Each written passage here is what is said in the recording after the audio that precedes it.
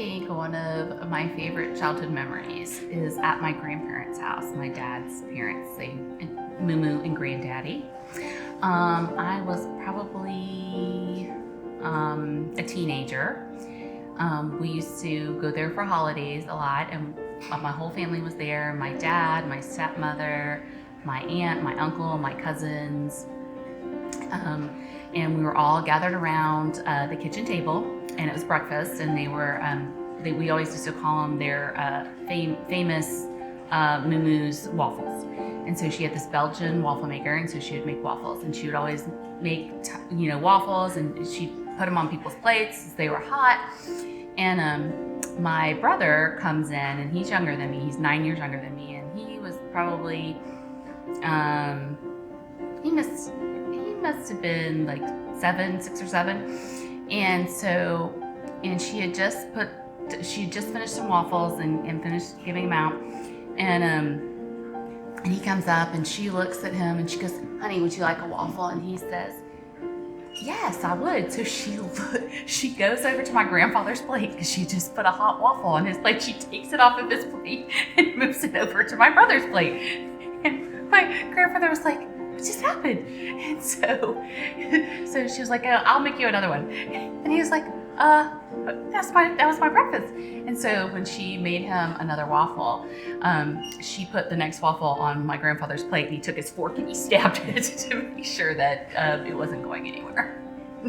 So we always love that memory and think about my grandparents that way.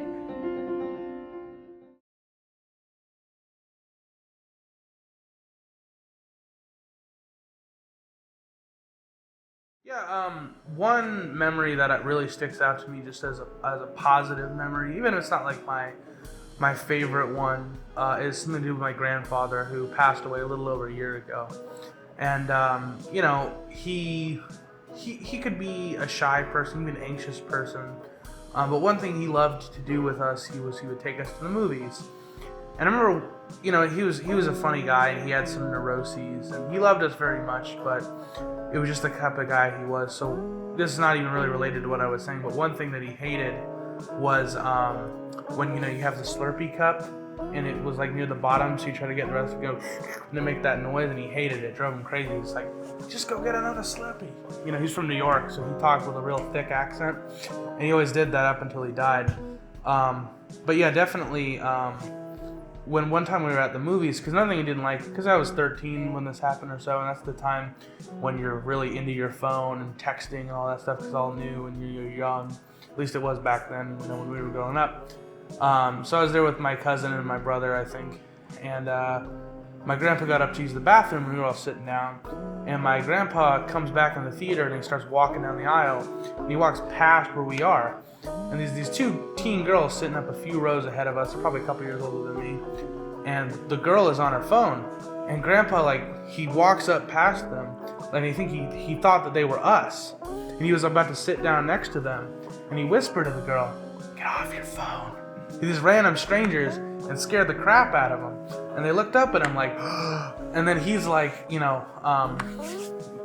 like, "Oh gosh," and he walks back to us, and after that, I was like, what happened, Grandpa? And he explained the story to us. So, it's not like the best memory of my childhood. It's just a funny one that sticks out about my grandpa, because he's gone now, and it always brings a smile to my face, basically.